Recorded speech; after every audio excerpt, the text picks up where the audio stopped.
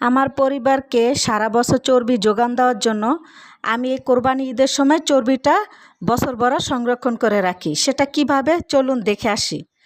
এই যে দেখুন, চর্বিটাকে সুন্দর করে পরিষ্কার করলাম, আর বড় বড় চর্বিটা আগেই বসাই দিছি, ভিডিও করতে ভুলে গেছি।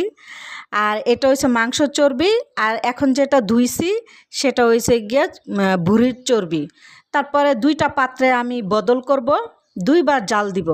এই যে জাল দেওয়া ছাইকা কড়াইতে নিছি, তারপরে ঠান্ডা হয়ে গেলে তারপর মিহি একটা কালো কালো আবরণ থাকে, ওইটা ফেলে দিয়ে পরে আমি আবার একটা সারা বছরের জন্য একটা পাত্রে রেখে দিব নর্মাল ফ্রিজে।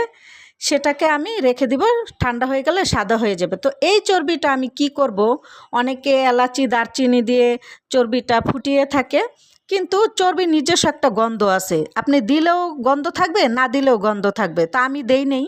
তো এটা আমি যখন বছর অর্ধেক হয়ে গেলে গরুর মাংস কিনে আনি, তখন চর্বি কম থাকে, এখান থেকে একটু দিয়ে দেই।